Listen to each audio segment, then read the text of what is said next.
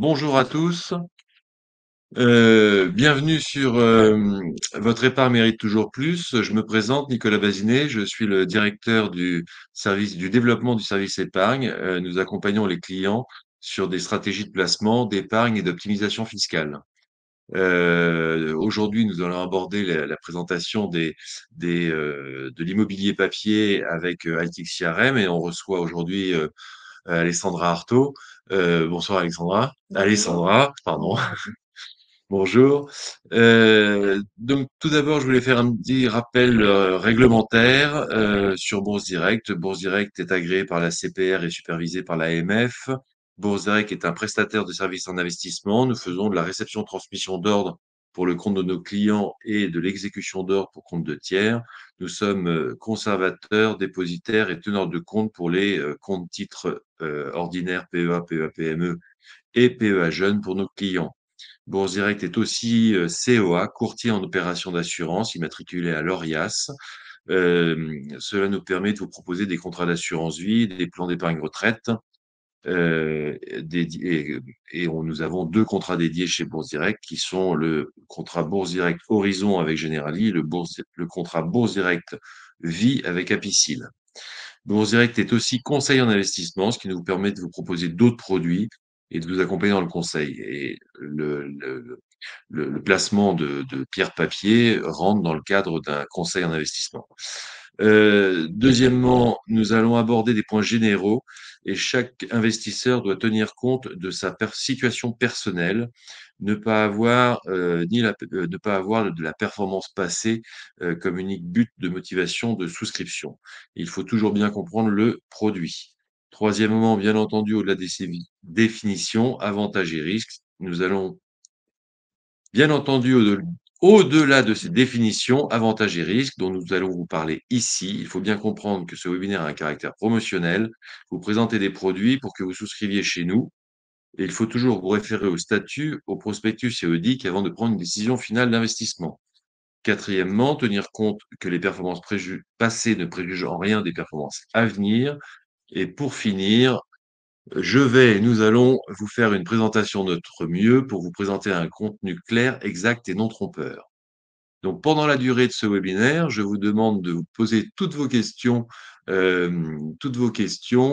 le, en bas à droite, vous avez un petit onglet questions, et donc de poser vos questions au fur et à mesure, et j'interromprai Alessandra pour essayer de répondre à vos questions et qu'on colle à vos questions dans le défilé du webinaire. Donc bonjour Alessandra, excusez-moi. Euh, Bonjour. euh, Est-ce que tu peux nous parler de Altixia? Avec plaisir. Alors, est-ce qu'il faut que je mette mon micro? Non, non, Tu tu remets ton laisses, le casque? micro, il est là. D'accord. Alors, bien sûr, je vais vous parler d'Altixia et je suis aujourd'hui avec vous pour ça. Alors, merci à Nicolas et à Bourse Direct d'organiser ce webinaire. Je suis ravie d'être parmi vous. Alors ça me fait plaisir parce que c'est la deuxième fois que tu viens sur un Oui. webinaire chez Bourse Direct et le fait on va avoir des partenaires un peu privilégiés et ce qu'on veut, c'est vraiment revoir nos partenaires parce qu'on les distribue auprès de nos clients et c'est hyper important de voir dans quoi ils ont investi, pourquoi ça marche, pourquoi ça ne marche pas et quelles sont vos perspectives et de mettre à jour un peu nos clients sur les produits qu'on a distribués. Voilà, donc je te laisse continuer. Et donc, avant de vous parler d'Altixia et des produits, je vous propose un petit point du contexte immobilier, puisque c'est important de recontextualiser les perspectives. Parce qu'il faut bien avoir en tête aujourd'hui que donc, le marché immobilier est un petit peu chahuté, mais il faut bien distinguer deux phénomènes hein, qui impactent l'immobilier aujourd'hui et qui sont bien distingués, qui sont un premier phénomène monétaire qui est généralisé, mais avec beaucoup de nuances qui n'impactent pas tout l'immobilier de la même façon. Et j'y reviendrai un petit peu plus tard. Et puis, on a un autre phénomène qui est propre à chaque classe d'actifs, à différentes classes d'actifs qui sont le bureau avec l'essor du télétravail, qui a priori est plutôt un phénomène structurel. Et on a aussi la baisse de la fréquentation dans les centres commerciaux. Mais j'y reviendrai un peu plus tard au sujet de la hausse des taux. Donc, c'est important de savoir que la hausse des taux impacte en premier lieu les actifs prime et core pour la simple et bonne raison Donc, ce sont des actifs qui sont les plus sécurisés hein, dans le monde de l'immobilier, donc qui sont idéalement situés et qui ont des taux de rendement qui sont plus bas, à savoir 3-4%. Et ce sont ces actifs-là en premier qui ont été impactés parce qu'ils ont une prime de risque par rapport au taux sans risque qui est au LOA à 10 ans, qui a été proportionnellement plus impacté. Donc, c'est mécanique. Ce sont ces actifs en premier qui ont corrigé, donc ça veut dire qu'ils ont vu leur valeur d'expertise baisser pour pouvoir donner des rendements plus intéressants aux investisseurs. Alors, faut bien comprendre sur la valeur d'expertise, c'est que vous avez plusieurs prix de part dans les SCPI, enfin, pas de prix de part, mais plusieurs prix. C'est que vous avez le prix d'achat qui est sur lequel vous achetez vos prix. Vous avez pris le prix de retrait, qui est aussi le prix où vous allez pouvoir revendre vos SCPI, d'accord, qui est en règle générale 10% moins cher que le prix d'achat, hors évolution du prix de part, d'accord, à la hausse, à la baisse. Et vous avez, on en parle beaucoup, du prix de reconstitution. Et le prix de reconstitution, c'est le prix, si on vendait la SCPI du jour au lendemain, à quel prix tous les immeubles seraient vendus. C'est ça. Et donc, vous avez, par rapport à ce prix-là, vous avez une fourchette qui est tolérée de plus ou moins 10%. Et si le prix de part est au-dessus, le prix de reconstitution est au-dessus du prix d'achat, ça veut dire qu'il y a une surcote. Et s'il est en dessous, ça veut dire que non, c'est l'inverse. S'il est au-dessus, c'est une décote. Le prix d'achat est décoté par rapport au prix réel de l'actif. Et inversement, s'il est en dessous. Et la SCPI a une obligation, c'est que quand elle atteint ou qu'elle dépasse les plus ou moins 10%, elle est obligée là, de modifier son prix de part, donc en fonction si elle est en décote ou en surcote, à la hausse ou à la baisse. Mm. Et, euh, et donc, il faut regarder effectivement aujourd'hui le prix de reconstitution, parce que les prix de reconstitution, dernièrement, sur les SCPI qui ont baissé leur prix, il était inférieur aux 10% et ils ont été obligés de rentrer dans la barre des plus 10 ou moins 10 pour pouvoir continuer enfin, pour pouvoir une obligation. Tout à fait. Effectivement, donc ça permet effectivement d'amortir une potentielle baisse de la valeur des actifs. Mais donc, vous l'avez compris, ça touche surtout des actifs prime et core. Ça touche aussi surtout les gros volumes immobiliers parce que quand on fait des investissements de 100 ou 100, 500 millions d'euros, les investisseurs ont la nécessité d'avoir recours au crédit à l'emprunt bancaire. Aujourd'hui, le coût du crédit ayant augmenté, ça vient déséquilibrer leur business model. Donc, les actifs plus petits sont plus liquides, c'est-à-dire qu'ils ont été aussi, donc leur valeur a été relativement moins impactée dans le contexte actuel. Et c'est aussi important d'avoir en tête, alors vous comprendrez le lien aussi après avec la présentation d'Altixia, que la classe d'actifs commerce a été mieux préparée à ce premier phénomène hein, monétaire pour la simple et bonne raison que pendant le Covid, la valeur des actifs de commerce a baissé, puisqu'il y avait tout simplement moins de fréquentation et les investisseurs se projetaient moins.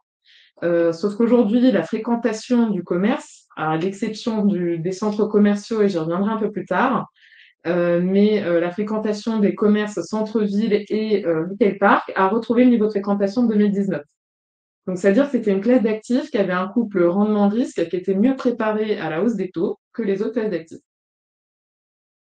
Et ensuite, le deuxième phénomène donc, qui est propre au bureau, vous le connaissez, l'essor du télétravail, il impacte surtout le bureau de première et deuxième couronne parisienne. Le télétravail a plutôt profité au bureau de Paris Intramuros, parce qu'il y a des entreprises qui ont déménagé de la périphérie pour aller dans Paris Intramuros avec un même budget, attirer des profils plus intéressants. Donc aujourd'hui, on a des bureaux, il y a 15% de taux de vacances, par exemple, à La Défense. Saint-Denis et Saint-Ouen, on a 20% de taux de vacances. Et sur ces actifs-là, le repricing, donc c'est-à-dire que la baisse de la valeur des actifs est encore en cours parce que les vendeurs ne trouvent pas preneur. Donc on ne sait toujours pas de combien la correction sera faite. Donc à contrario, le bureau de Paris Intramuros se porte plutôt bien sur ce phénomène-là et la région également, puisqu'il y a un équilibre offre-demande qui est un peu plus équilibré qu'en Île-de-France. Pour finir, sur les centres commerciaux, puisque j'ai commencé à aborder le sujet tout à l'heure, ils souffrent également d'un autre phénomène qui est encore différent, qui est la baisse de la fréquentation des consommateurs dans les centres commerciaux pour trois raisons. Le premier, c'est l'essor du e-commerce qui impacte et qui touche surtout le prêt-à-porter. La recherche de plus de proximité de la part des consommateurs depuis le Covid. On consomme plus proche de chez soi, donc en centre-ville par exemple, ou dans des retail parks pour ceux qui habitent en périphérie. Et ensuite, le niveau de loyer des locataires est trop important aujourd'hui dans les centres commerciaux. Ils ne sont plus prêts à payer les niveaux de loyer qu'ils payaient. Donc, il y a des locataires qui ont déménagé des centres commerciaux vers des retail parks. Alors, pour ceux qui visualisent pas le retail park, faut savoir que dans la classe d'actifs commerce, on a 3 sous-catégories de commerce qui sont le commerce fait d'immeubles centre-ville, le centre commercial et le retail park. Et donc le retail park, c'est vraiment la zone commerciale en périphérie des grandes métropoles régionales. C'est des espaces, des zones avec des bâtiments de plein pied à ciel ouvert, avec souvent des parkings devant. On a des retail parks loisirs, des retail parks dans le cadre alimentaire, avec des équipements de la maison. Ce sont des magasins et des locataires qui nécessitent aussi beaucoup de surface de plancher. Et le retail park, c'est vraiment le format gagnant dans le contexte actuel. Pour 3 raisons. Dans un contexte d'inflation, la fréquentation a augmenté, tout simplement parce que les consommateurs consomment à moindre coût dans un retail park. Les locataires, comme je vous l'ai dit, ont des niveaux de loyer quasiment divisés par 5 par rapport aux centres commerciaux, avec donc un potentiel d'indexation des loyers aussi plus important. Et les investisseurs ont des taux de rendement plus intéressants et avec une prime de risque intéressante par rapport aux taux sans risque. Et en plus de ça, pour couronner le tout, avec la zéro artificialisation des sols, donc le gouvernement interdit de construire de nouveaux retail parks, donc tous les retail parks existants, et ça vaut aussi pour la logistique, se sont valorisés du fait que ça commence à devenir rare, avec un taux de vacances qui est quasiment nul. Très bien. Les perspectives immobilières, on en parle un peu plus tard ou? Alors, sans parler d'Altixia, les perspectives immobilières, vous l'aurez compris, elles dépendent de beaucoup de choses. Il y a des actifs qui cumulent plusieurs phénomènes, il y a des actifs qui ne sont impactés que par un des phénomènes. Ça dépend beaucoup des classes d'actifs, de la taille, des emplacements. C'est difficile de généraliser aujourd'hui l'immobilier. Et il y a une chose qui est très importante pour l'avenir et qui attend l'immobilier, qui est le prochain phénomène pour couvrement structurel. Il n'y a pas de doute sur le sujet, c'est le décret tertiaire. Le décret tertiaire, on le sait déjà aujourd'hui, c'est le gouvernement qui impose à tous les bâtiments tertiaires de plus de 1000 mètres carrés de réduire de 40% leur consommation énergétique d'ici 2030. Et enfin, il y a deux leviers, hein, soit on réduit de 40%, soit on atteint des paliers de consommation énergétique au mètre carré. Donc en fait, le but du gouvernement, c'est vraiment à destination des passoires thermiques de réduire leur consommation énergétique. Et ça, si les sociétés ne l'ont pas anticipé, c'est sûr que ça risque d'être un sujet, hein, parce que ça va leur demander un budget travaux conséquent. Ouais, il y a une grosse différence entre les vieilles SCPI et les SCPI récentes dans cette approche un peu de rénovation. Euh, oui, les nouvelles SCPI plus jeunes, dans vos achats, vous tenez en compte effectivement ce décret tertiaire et ce qui permet de ne pas avoir de budget de travaux et Du moins les anticiper surtout. les Quand on fait anticiper. des investissements, la première chose qu'on regarde aujourd'hui, c'est les potentiels travaux à prévoir pour le décret tertiaire ou pas. Bien sûr. Maintenant, on prend en compte dans nos business model managers. Alors, on vous a laissé les avertissements pendant toute cette durée. Vous les avez évidemment pris en compte sur les SCPI. Donc, les SCPI, le revenu n'est pas garanti, le capital n'est pas garanti. Il y a des problèmes de liquidité, il y a des problèmes, comme tous les produits que vous achetez, il y a évidemment des risques, à prendre en compte. Donc, on vous a laissé ici. Donc, on va passer sur un peu les chiffres d'Altixia.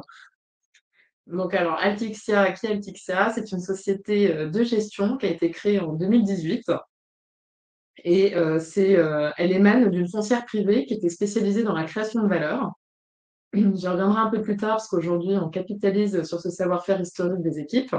Et c'est une société donc, qui a été ouverte au grand public au travers de 3 fonds grand public par des anciens dirigeants de Generali, Frédéric Attard et Sonia Fendler, dont Sonia qui était au COMEX de Generali et qui est partie pour créer cette aventure. Donc Altixia était vraiment basé sur 2 fondamentaux. Évidemment, faire de la performance. Alors, c'est pas garanti, les performances passées ne préjugent pas des performances futures. Mais ça a été aussi surtout basé avec une stratégie patrimoniale pour une régularité des performances et des rendements. On vient du monde de l'assurance vie, donc nous avons des gens qui sont très prudents et c'était important pour nous d'avoir une stratégie long terme parce qu'en immobilier, on investit évidemment sur du long terme. Oui, la durée de détention d'une SCPI, c'est 22 ans. Et on rappelle, c'est bien aussi de reparler de l'immobilier. L'immobilier, c'est un investissement long terme. Ce qu'il faut voir, c'est la qualité des revenus aussi, la qualité des loyers des SCPI. Ça, c'est primordial quand on achète ce genre de produit parce que nos clients, ils veulent des revenus de qualité. Ils veulent pas prendre de risques sur les revenus. On peut imaginer une prise de risque sur le capital parce que euh, un petit peu, parce qu'il y a une évolution, mais c'est la qualité des revenus. On fait des revenus complémentaires pour nos clients. La stratégie, la SCPI, pour moi, c'est vraiment sur des revenus complémentaires, des revenus différés. Voilà, donc c'est intéressant. Donc, c'est de l'immobilier. Voilà. Évidemment, c'est sur du long terme. Et donc, Altixia est partie d'une feuille. Donc, on a eu la chance d'avoir le premier prix de gestion de fortune en 2023. C'est notre meilleure société de gestion avec un emprunteur à 1 milliard d'euros. Bon, si tu peux passer à la slide d'après, je tiens donc à souligner, comme je disais tout à l'heure, nos équipes ont un savoir-faire qui est la création de valeur, mais pas n'importe laquelle. On fait de la création de valeur sur de nouveaux écoquartiers. Donc, on achète des actifs en VFA et dans des quartiers de vie, donc de nouveaux quartiers de vie qualitatifs. Donc, les écoquartiers, il y en a un peu dans le Grand Paris et il y en a aussi dans les plus grandes métropoles régionales qui ont des quartiers qui sont en renouvellement urbain. Donc, les quartiers, des écoquartiers ou quartiers éco-responsables, ils n'ont pas tous le label. Donc, ont pour objectif déjà de ne pas artificialiser des sols. Donc, souvent, ils sont construits dans des quartiers, dans des anciennes friches, des quartiers déjà bétonnés. Et ils ont pour objectif d'être un minimum autonome d'un point de vue énergétique. Il y en a qui bénéficient de géothermie. Mais ce sont surtout des quartiers de vie avec une mixité urbaine, parce que les villes, aujourd'hui, la ville de demain, c'est quoi? C'est plus un quartier dortoir et un pôle tertiaire. C'est des petites villes interconnectées. Donc, c'est vraiment des quartiers avec une mixité urbaine où on y retrouve du résidentiel, du bureau, du commerce, des groupes scolaires. Et c'est une forte conviction chez Altixia aujourd'hui. Et donc, comment est-ce qu'on crée de la valeur concrètement? Alors, vous aurez compris, on est très spécialisé dans le commerce pied d'immeuble, mais on fait aussi sur du bureau et de l'hôtel. On achète des commerces en pied d'immeuble, du nouveau quartier en cours de construction et sans locataire, et ce directement auprès des promoteurs. Donc, on achète le fait d'acheter en bloc, sans locataire et généralement un an et demi avant la livraison, ça permet d'acheter avec un taux préférentiel, donc avec une décote par rapport à si on avait acheté ces mêmes actifs livrés loués. Et donc, on crée de la valeur en allant chercher nous-mêmes nos locataires. On va anticiper évidemment les besoins des futurs locataires en créant une offre commerciale qui soit adaptée aux futurs résidents. Et on va, pour les baux qui sont signés avant la livraison, adapter les besoins techniques des commerces en fonction des besoins des futurs locataires. Pour vous donner un exemple, un restaurant n'a pas besoin des mêmes contraintes techniques qu'une pharmacie, qu'une boulangerie, etc. Et donc quand le quartier prend vraiment vie, c'est là où le maximum, la création de valeur est générée. Et donc, c'est là où généralement, pour les commerces, on gagne entre 30 et 40% de création de valeur par rapport au prix auquel on a acheté. Alors, est-ce que tu as un exemple? Et juste après. Merci pour la transition. Un exemple sur lequel on commence à avoir du recul, c'est l'écoquartier La Vallée à Chagny-Malabry. Pour ceux qui ne connaissent pas ce site, c'était le plus gros chantier de France avant la livraison en 2021. C'était sur l'ancien site de l'école de Centrale qui a déménagé à Saclay. 10 000 futurs résidents qui vont habiter sur ce site. Donc, c'est 2 200 logements, des T4 à destination de Tallinn. Et donc, vous y retrouverez dans ce quartier des bureaux, des commerces, des groupes scolaires, une ferme urbaine et 40 commerces en pied d'immeuble sur lesquels nous sommes portés acquéreurs. Donc, c'est un quartier, un écoquartier qui est aussi emblématique. C'était très politique comme projet, puisque emblématique d'un point de vue écologique, avec des espaces verts, de la géothermie, de la mixité urbaine et des mobilités douces.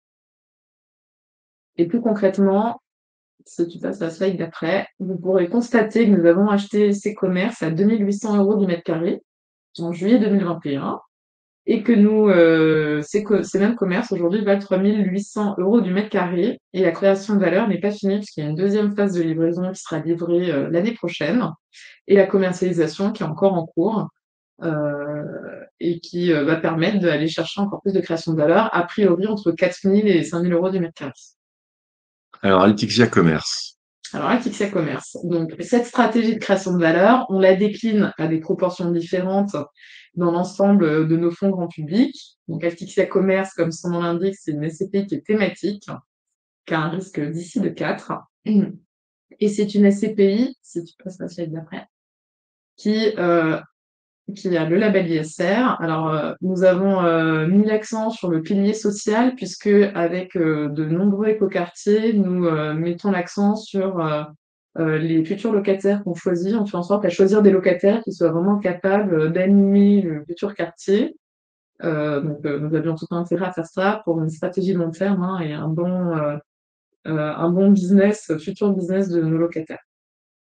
Et donc, c'est une SCPI qui reste diversifiée dans son thème commerce, passe à la slide d'après, qui a investi en majorité dans des retail parks, à peu près 55% des retail parks stratégiques, dont vous en avez parlé tout à l'heure. Hein, ils sont achetés soit existants, soit en VFA, et des commerces, pieds d'immeubles de nouveaux écoquartiers, alors du Grand Paris, mais aussi en région, dans les plus grandes métropoles régionales. Et je vous présenterai quelques exemples plus tard.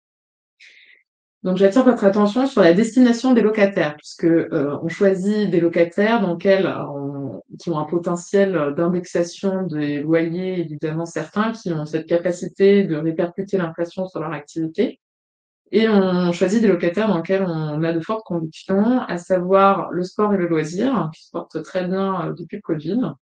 Les équipements de la maison, alors les bricolages, ce type de magasin, la restauration qui a beaucoup de succès avec le modèle de franchise et la restauration rapide. Et surtout, les commerces d'alimentation, de proximité, de santé, évidemment. Par contre, on évite le prêt-à-porter hein, depuis l'origine. On n'y croit pas trop avec l'essor du e-commerce.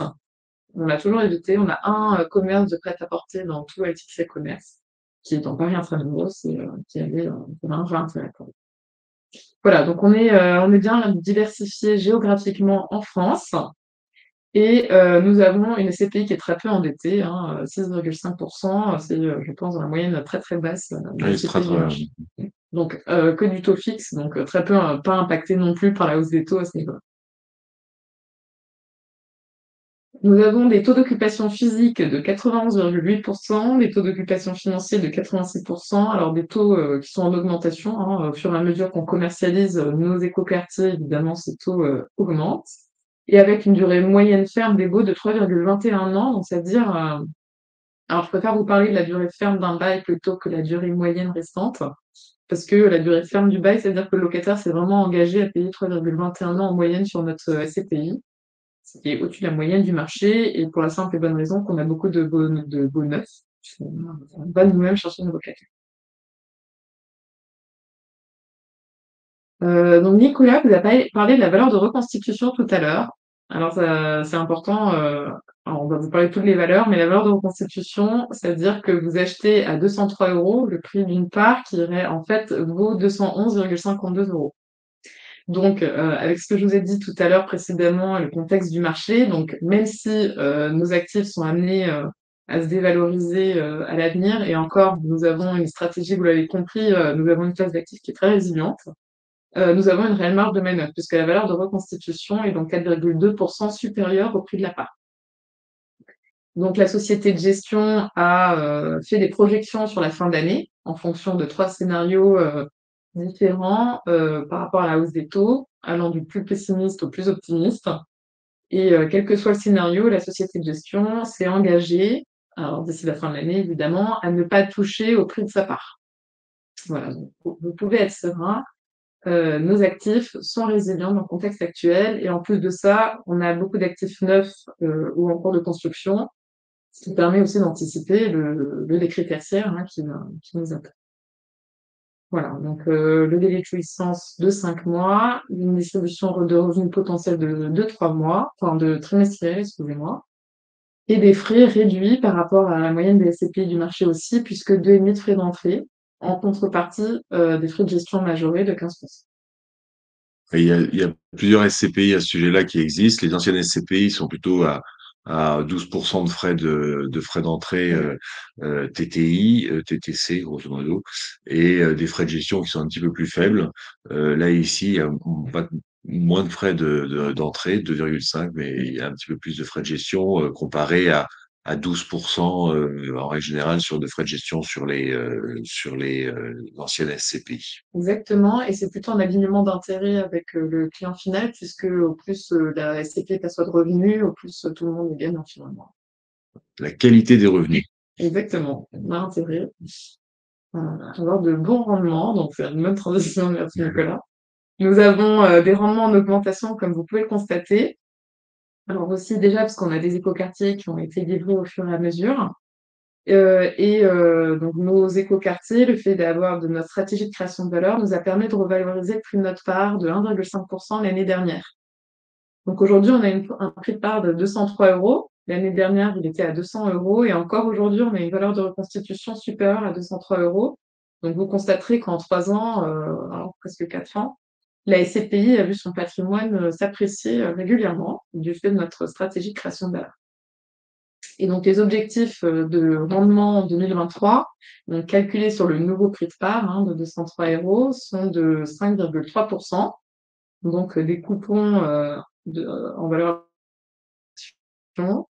Et c'est important de préciser que les performances passées ne suivent pas des performances futures, Je vais l'oublier. évidemment, et l'objectif de distribution 2023 n'est pas garanti. Alors, des exemples de vos investissements. Alors, des exemples, un retail park, pour changer, alors acquis en cours de construction. Si vous devez peut-être vous avez peut-être entendu parler des nouveaux sites Decathlon qui ouvrent un peu partout en France, dans lequel on a un- une salle de sport, un magasin Decathlon et un endroit pour tester les équipements Decathlon qui fonctionne très bien. Et donc à Caen, autour de ce site Decathlon, il y a tout un retail park qui se veut alors vert, avec du bardage bois, etc., qui a été construit. Et donc vous avez compris, on a de fortes convictions sur les retail parks. Pour la petite histoire, c'est le premier investissement de la SCPI e-commerce, c'est un retail park qui aujourd'hui a aussi contribué d'ailleurs à la revalorisation de la SCPI. Angoulins, La Rochelle, c'est aussi un retail park, un bardage bois également, comme vous pouvez le constater, à côté de La Rochelle, avec des rendements de plus de 6%. Chagny-Malabry, vous en avez déjà parlé. Super. Et Noisy-le-Sec, c'est un exemple de commerce aussi qu'on a acheté en VFA le long du canal de Bourg. Il y a tout un quartier qui a été renouvelé et donc on a acheté les commerces en cours de construction. On est nous-mêmes allés chercher nos locataires, ce qui nous a permis aujourd'hui d'avoir un rendement de 7,63%. Chose qu'on n'aurait jamais eu si on avait acheté les commerces livrés loués. Rueil-Malmaison, c'est aussi un écoquartier de l'Arsenal, donc nous sommes allés chercher nous-mêmes nos locataires avec la même stratégie, avec un rendement proche de 7% aujourd'hui. Donc, pour ce qui est de la souscription, bah, c'est possible de souscrire en pleine propriété, en nue propriété, souscription ponctuelle, souscription périodique. Et on a même mis en place le module NuPro, qui est la possibilité de souscrire périodiquement en nue propriété, avec une particularité, c'est que vous pouvez opter pour une dégressivité de la durée du démembrement. Donc, pour préparer un projet qui est par exemple à terme dans 15 ans, vous pouvez investir en nue propriété avec une durée de 15 ans la première année, et automatiquement, la durée de la clé de démembrement se réduit d'une année à chaque date d'anniversaire. Donc, vous passez à 14 ans au bout d'un an, 13 ans, 12 ans, ainsi de suite, pour récupérer la pleine propriété des parts souscrites la même année, avant un projet de retraite ou Alors, l'avantage de la nue propriété, c'est de sortir de l'IFI pour les personnes qui sont à l'IFI. C'est aussi Et c'est aussi pour les personnes qui sont fortement taxées, de ne pas être imposées au revenu foncier, sur sa tranche marginale d'imposition, plus les prélèvements sociaux. De prévoir, ce qu'on voit souvent, c'est on voit des clients qui anticipent leur retraite, donc c'est le plan que tu as dit tout à l'heure, Mmh. et qui achètent des SCPI, démembrés, et pour le remembrement automatique, le démembrement, c'est du code civil, c'est pas une loi fiscale. C'est Napoléon qui a inventé ça, et c'est le démembrement de propriété. Vous avez le du propriétaire et l'usufruitier, et l'usufruitier, en règle générale, c'est des entreprises qui achètent l'usufruit pour améliorer la trésorerie de leurs entreprises, et le démembrement se reconstruit automatiquement à l'échéance qui a été définie en amont. Donc, on va le voir juste après. Je crois, vous avez ici des clés de démembrement qui sont en fonction des échéances. Donc, on peut démembrer jusqu'à 20 ans. Donc, on peut anticiper très en amont sa retraite. Donc, pour les personnes fortement fiscalisées, c'est très intéressant. Et aussi, un autre sujet pour les personnes qui ont aussi des faibles revenus, une prime de part à 200 €, c'est aussi Mmh. intéressant pour économiser régulièrement via des versements programmés qu'on peut faire sur ce genre de SCPI. Voilà.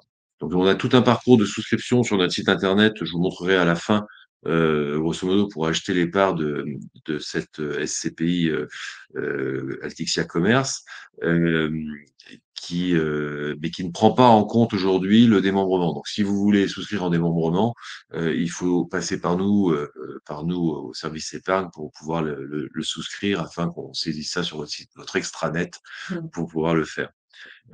Sinon, c'est souscrivable en pleine propriété chez nous sans aucun problème. En 2 minutes, c'est fait. On va parler, ça,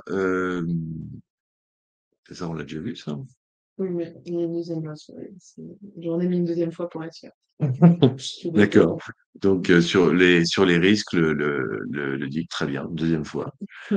Et on va parler d'un autre produit, c'est les OPCI, Mmh. parce que l'immobilier papier, il y a différentes façons d'investir dans l'immobilier. Donc, il y a l'immobilier physique, ça, vous achetez votre appartement en physique. Il y a les SCPI, c'est la pierre papier ancienne génération. Heu, Vous avez on entend beaucoup parler en assurance vie des SCI aussi, sociétés civiles immobilières. Donc la SCI achète des SCPI, de l'immobilier en direct, de de l'immobilier coté aussi. On peut acheter toute chose, de faire de la promotion dans les SCI, mais on peut aussi faire ça dans les OPCI. Mmh. Et les OPCI ont une poche de liquidité, et sont aussi souscrivables différemment. C'est-à-dire qu'on peut les souscrire dans un compte courant, dans un compte d'épargne, un compte titre. Et donc, chez Bourse Direct, on peut souscrire sur votre compte titre cet OPCI Altixia Valeur. Donc, je te laisse. Tout à fait. Alors, en quoi notre OPCI a fixé sa valeur?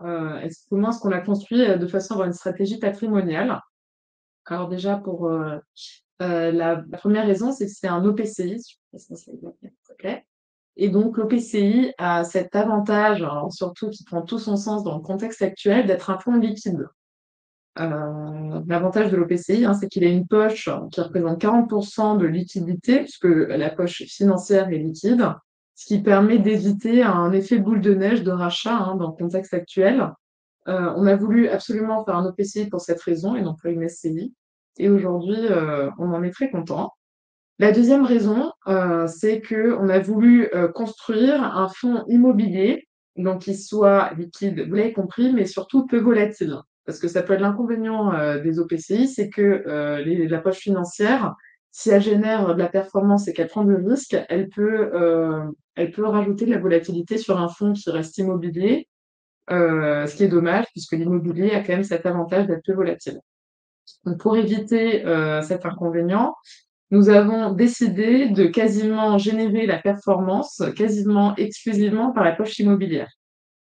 Donc la poche financière qui a été déléguée à Edmond Rothschild a pour unique objectif de maîtriser sa volatilité et donc de ne pas générer de la performance.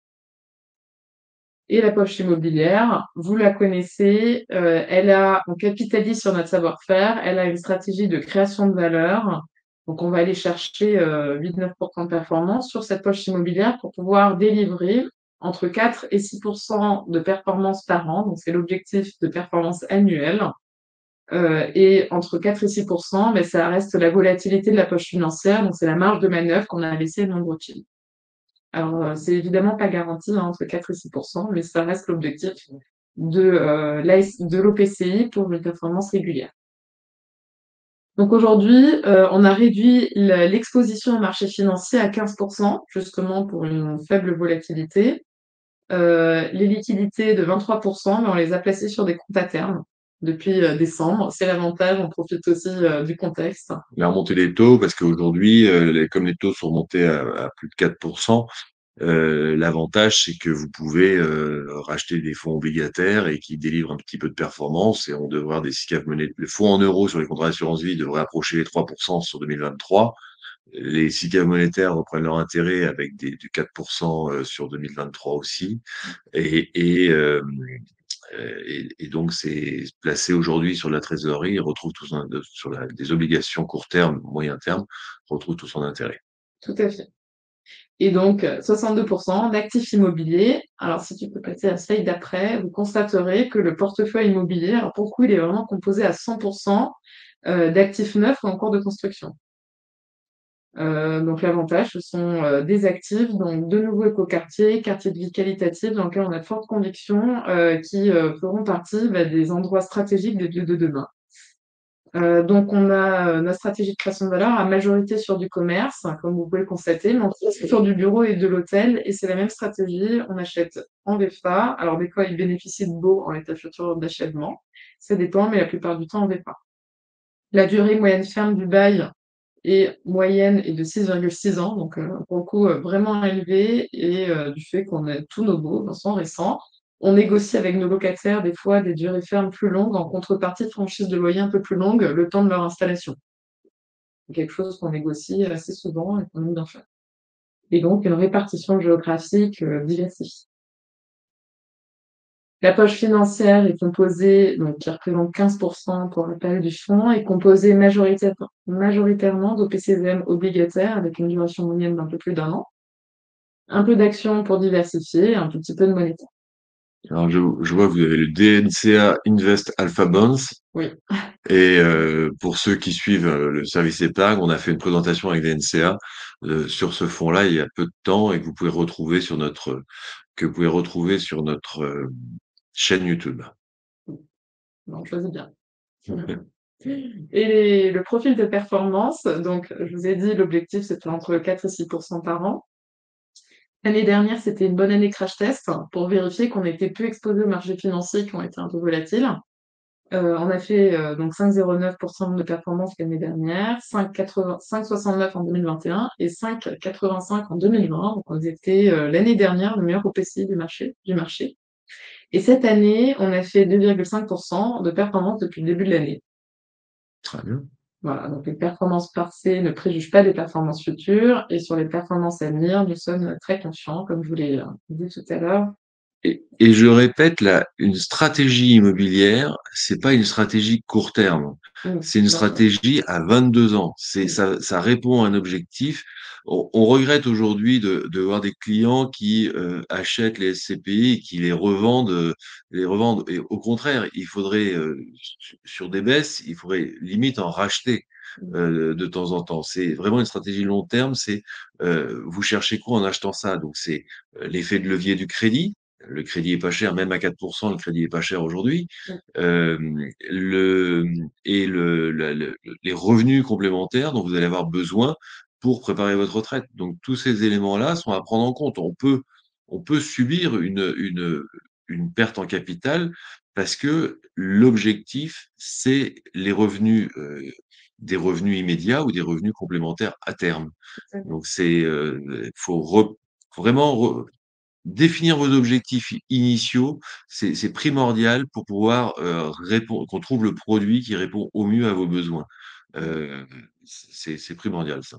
Tout à fait. La durée recommandée de placement est de 8-9 ans, 8 ans sur l'OPCI et 9 ans sur la SCPI. Je dirais même Même beaucoup plus. plus, je dirais même beaucoup plus longue sur ce genre de produit, parce que ça répond à une stratégie patrimoniale. Donc, je mettrais beaucoup plus long sur ces produits-là. Et par contre, je mettrais une diversification. Quand vous constituez un portefeuille de SCPI, il faut se diversifier sur différentes typologies de SCPI. On vous en a présenté quelques-unes sur différentes signatures de SCPI aussi, parce que vous avez, on voit, il y a certaines maisons qui ont décoté et d'autres qui décotent pas, Ouais. sur des tailles de SCPI aussi, des tailles de SCPI. Les petites SCPI, on voit aujourd'hui que toutes les petites SCPI tirent plutôt bien leur épingle du jeu alors c'est la nouveauté, c'est les SCPI jeunes, c'est des nouveaux actifs, c'est tout ça qui fait que les petites SCPI s'en sortent bien aujourd'hui. Euh, donc, diversifier, c'est hyper important dans la constitution de votre portefeuille de SCPI. Oui, tout à fait, bien sûr. Il faut bien choisir sa société de gestion, mais pas absolument diversifier. Ouais. Et donc, c'est un l'OPCI à 2,75% de frais d'entrée, donc de frais acquis à l'OPCI. Donc, c'est aussi l'OPCI le moins cher du marché. C'est acquis à la SCPI, hein. C'est pas des frais, c'est pas des frais d'entrée Non, me rémunèrent. c'est ça, C'est des frais d'entrée qui vont dans la SCPI. Qui vont dans la OPCI. Donc c'est vous à la rigueur, vous en achetez 100, l'OPCI vaut 102,75 le lendemain. tout à fait, Voilà. exactement. Et je vais vous présenter maintenant quelques exemples d'acquisition. Alors oui, la disponibilité, bon, quasiment chez tous les assureurs, surtout ceux avec qui vous Oh là là travaillez. là là, l'erreur compte titre. Notre concurrent, donc chez nous, le compte titre, c'est chez Bourse Direct. Ouais, Bien c'est sûr. passé à côté, ça, j'ai pas vu ça. Et donc, l'OPCI, bah, disponible chez Generali, Spirica et Apicier avec lesquels vous travaillez, bien évidemment. Voilà. Et quelques exemples donc d'actifs immobiliers, en plus de Chagny Malabry que je vous ai présenté tout à l'heure. Donc, je vais commencer par Boulogne-Billancourt. C'est un super projet. En plein centre de Boulogne, il y a un immeuble, un pâté d'immeubles qui est un petit peu vieux, qui est en cours de démolition. Je reviens là sur le Alphaïs. Il faut me mettre Bourse Direct la prochaine fois. Bien sûr, j'ai pas vu. Et donc, on construit un nouveau pâté d'immeubles résidentiels et donc, enfin, pas nous, hein, un promoteur, et nous, on se porte à cœur des commerces en pied d'immeuble, comme on sait bien faire, donc les commerces en cours de construction et sans locataire. À Clermont-Ferrand, sur l'ancien site de l'usine Michelin, sur lequel donc, on a gardé la structure de l'usine Michelin. Donc, c'est un projet assez intéressant architecturalement parlant. Et donc, on a acheté les commerces en pied, alors au milieu des immeubles résidentiels, ils sont pas vraiment en pied d'immeuble. Donc, encore une fois, un projet assez emblématique. À Reims, le long de la Belle, on a acheté 40 commerces, non pas 40, pardon, on a acheté 10 commerces en pied d'immeuble du nouveau quartier avec 40% d'espace vert. Et on les a achetés, pour vous donner une idée, à 2 200 € du mètre carré. Et On a donc, remis les risques. voilà, on remet les risques pour être sûr. Voilà, super. Et Alors, je vais vous faire donc, posez vos questions, on va essayer de répondre au mieux, et je vais vous présenter rapidement comment souscrire chez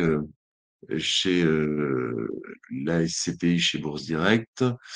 Euh, je vais vous partager mon écran. je vois qu'il y a quelques questions. Ah, je les vois pas du tout. Non, mais c'est pour dire Ah oui, bonjour non. au départ, non.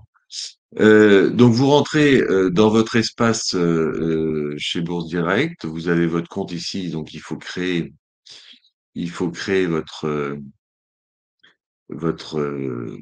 votre espace. Vous avez, je le rappelle ici, donc ici vous avez, vous devez mettre vos informations, adresse, votre patrimoine, vos objectifs, la connaissance du marché, votre profil de risque, vos préférences en matière durable, qui est une obligation depuis août 2022, et vos justificatifs de domicile, RIB et CNI.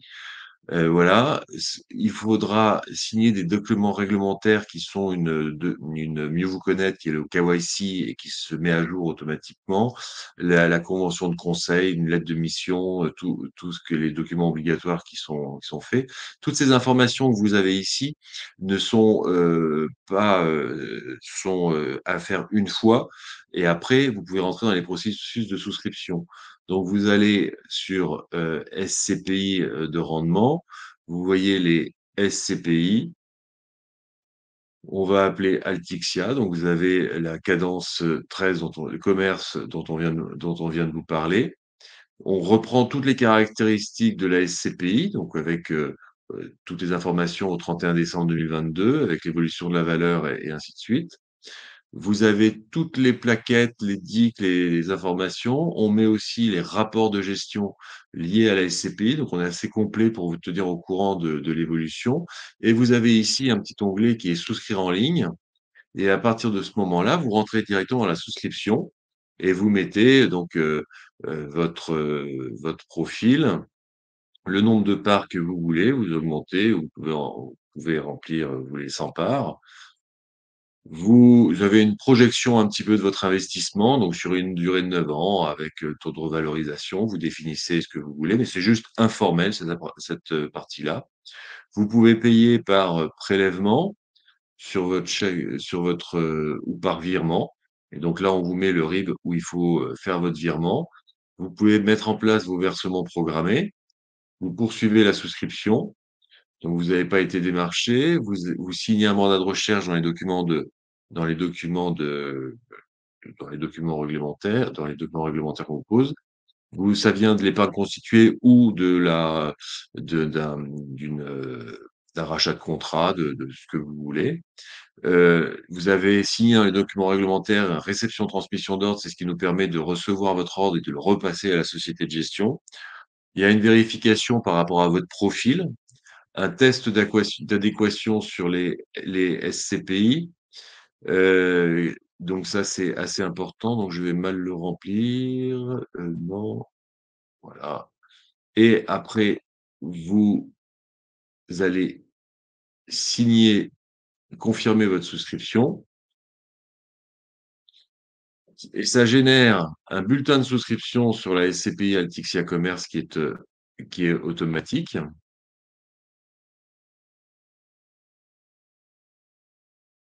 Donc il il apparaît, de temps en temps, il y a un petit problème, mais c'est juste l'affichage. Voilà, les coordonnées s'affichent et vous le signez ici. Ça vous envoie un mail de signature automatique, et nous, après, on transmet l'information à l'information à Altixia. C'est super bien fait. Ouais, c'est bien fait. OK. Voilà. Alors, une question, super, merci. Pourquoi un risque plus faible avec les OPCI alors qu'elles sont exposées au marché financier? C'est une bonne question. Parce que la SCPI Altixia Commerce est une SCPI thématique, tout simplement. Parce que elles sont revendables aussi. L'OPCI, Oui, liquidité, si vous achetez une SCPI, vous rentrez sur du marché oui, secondaire bien sûr. pour la revendre et donc il y a un risque qui est plus élevé. Oui, L'OPCI, vous l'avez en compte titre chez Bourse Direct que et chez Boursorama. que chez Bourse Direct et vous la remettez en vente demain. Mmh. Vous la revendez, il y a une valeur, comme si on achetait un OPCVM en bourse. Ouais, tout à fait, c'est un fonds qui est liquide, donc Donc c'est pour ça que vous avez un CCRI plus faible. ouais, ouais, ouais, tout à fait. C'est 2 raisons, parce que Cadence 12 pourquoi un série de 3, mais aussi parce qu'elle est diversifiée et l'OPCI, cumule ces 2 avantages. C'est que c'est un fonds qui est diversifié et qu'en plus est liquide. Voilà. Même si en achetant une OPCI, c'est pas dans le but de faire, du trading sur l'immobilier. Non, non, non, c'est pas le but, c'est vraiment un placement long terme, tout à Voilà. fait. La SCPI, c'est vraiment un produit de complément de revenus. Généralement, l'OPCI, c'est plus un produit de capitalisation, mais dans les 2 cas, l'objectif de détention est sur du long terme. Complètement. Donc merci pour votre question, Tom. N'hésitez pas à nous poser des questions, on a un petit peu de temps encore. Comment peut-on merci. Comment peut-on vous renseigner par rapport à vos projet, d'investissement ou est-ce que vous étiez plutôt, pour écouter le webinaire, pour vous rassurer sur l'immobilier? Est-ce que vous aviez de l'Alticia en portefeuille? Est-ce que vous, C'est une heu, bonne question. on est, on est à votre disposition. Vous pouvez même poser une petite question perso si vous voulez. Alors on n'a pas parlé d'immobilier de bureau et merci Tom encore. Donc est-ce qu'on est confiant sur l'immobilier de bureau à l'avenir? Vous avez une SCPI de bureau aussi, donc dont on n'a pas parlé, mais qui est Oui, cadence, 12 oui, et qui, on a révisé un peu tout à l'heure les choses. Les prévisions de rendement, sont toujours identiques à 60. 5,60 pour 2024, Ouais, 24. Bon rendement quand même. oui, bien sûr. Alors, Cadence 12, qui est à un tiers de bureaux régional. On n'a pas de bureau en Île-de-France, un tiers de locaux d'activité et un tiers de commerce. Donc, c'est Voilà, vraiment une diversifiée. diversifié. Mais pour répondre à la question sur le bureau, le bureau, il n'a pas le même avenir s'il est en première et deuxième couronne parisienne que s'il est dans Paris intramuros ou en région. Nous, personnellement, chez Altixia, on a vraiment de fortes convictions sur la régionalisation du marché de l'emploi dans les villes les mieux desservies. On a vraiment une stratégie patrimoniale sur les emplacements, donc on n'est pas en Île-de-France, mais par contre, on est à Bordeaux, à Aix, à Nice, à Toulouse, à Nantes, à Lille. Ce bureau-là, il bénéficie d'un meilleur équilibre offre-demande, hein, qui a été beaucoup plus résilient au télétravail en région. Et il faut savoir que le bureau vacant d'Île-de-France, c'est celui qui a un peu moins d'avenir dans le sens où on a très peu de visibilité, parce que bon, a priori, c'est un phénomène structurel. Alors, on va pas faire 100% télétravail, hein, mais les entreprises ont pour objectif à terme d'avoir une solution hybride où on a 2 jours de télétravail et 3 jours de présentiel. Donc, c'est-à-dire que le Il y a bureau des vacant, entreprises qui reviennent un peu sur le télétravail, hein, quand même oui, en ce moment, hein. il y a des entreprises, alors beaucoup les entreprises américaines qui faisaient 100% télétravail et qui commencent un peu plus à avoir Mmh. des solutions hybrides, mais a priori, on irait vers une solution où on a un peu des deux. Un peu de présentiel et de télétravail. Donc, le bureau vacant aujourd'hui, c'est sûr qu'on a peu de visibilité sur le sujet. Mais on se rend compte aussi que les prises à bail et les nouveaux locataires, ils cherchent en premier lieu, et les statistiques le montrent, du bureau aux dernières normes énergétiques, qui soit peu consommateur. Donc, le bureau vacant, qui est une passoire thermique, pour le coup, lui, on ne connaît pas trop l'avenir encore.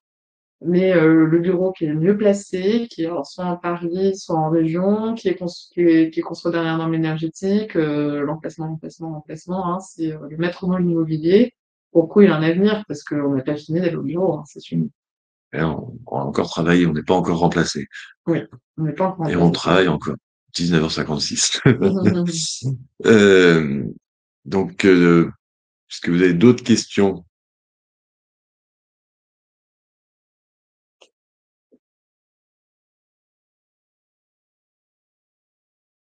Je peux vous remettre parler de quelque chose?